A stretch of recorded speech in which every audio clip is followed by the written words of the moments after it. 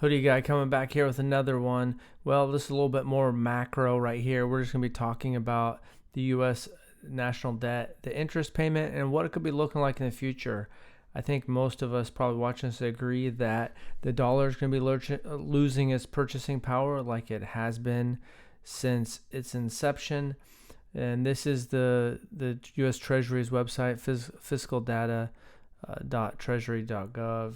And you can see I've showed this chart a couple times. It's cool because you can see the debt outstanding all the way back to 1790, but you can see that it's going parabolic.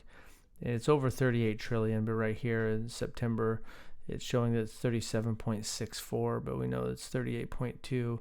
And I ran some numbers. I was just curious. So 1980, the national debt was just under 1 trillion. The revenue was like 520 billion.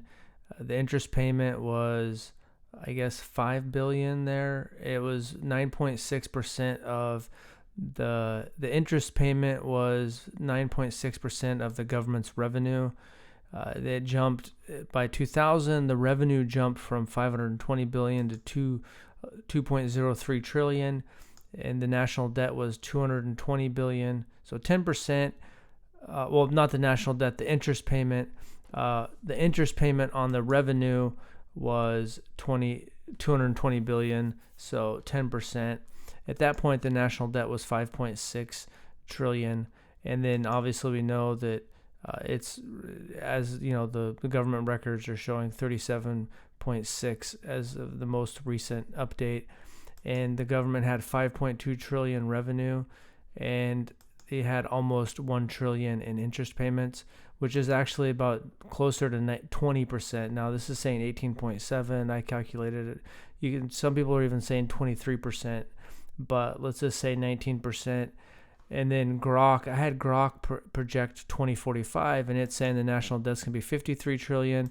The government's going to bring in 11.9 trillion with revenue, and it's going to have an interest payment of 2.9 trillion, which would be 24.4%. Now, the debt grew from 1980 to 2000, went from just under a trillion to almost 6 trillion, so it grew 6.24 times.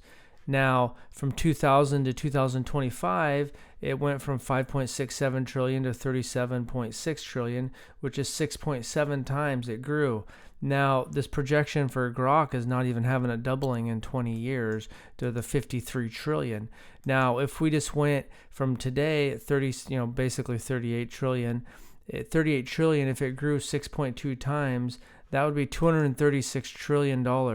So $236 trillion debt, and that would have, if they're paying the same interest rate, which is roughly 2.5, almost 2.6%, was what the interest payment to the debt outstanding was this year.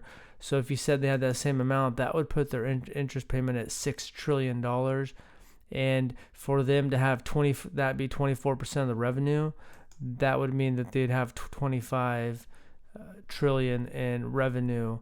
So we obviously know that the dollar is going to be losing value. That's why people are buying gold, Bitcoin, Kaspa, other digital assets, real estate, because if you just have dollars, and if it does get up to 236 trillion by 2045, I mean, people at Taco Bell are going to be making $100 an hour, $20 an hour or something. I don't know. But chances are your wages won't keep up.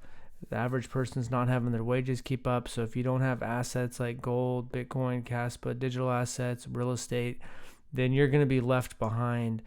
We don't know exactly how it's going to shake out, but we know the dollar is going to lose value. I honestly think that the national debt's going to be a lot higher than 53 trillion, whether it jumps up to 236 trillion, but that would basically just be keeping the pace with the growth from 1980 to 2000 and the growth from 2000 to 2025. Maybe that it's 2050 when it hits that number. I don't know, but you just got to position yourself accordingly.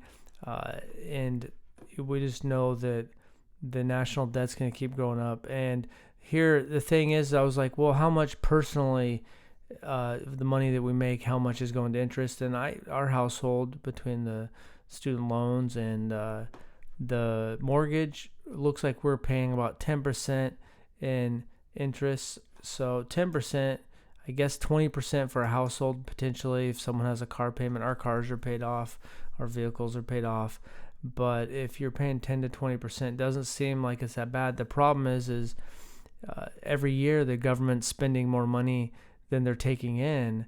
So it's starting to spiral out of control, because if they started having a surplus instead of a deficit, then this wouldn't be so bad. I don't think that any political party is probably going to change that. It's going to be hard for them to get reelected or get members of their party reelected at midterms if they're cutting programs. And at this point, they're spending more on the, just almost more on the national debt, the interest alone on the debt, not even principal, just interest alone, to than they are on the military. So national defense. So that's all I got.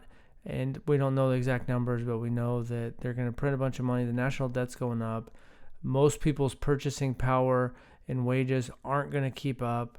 And if you're not invested in assets, you're going to be left behind. So thanks for watching and have a good day.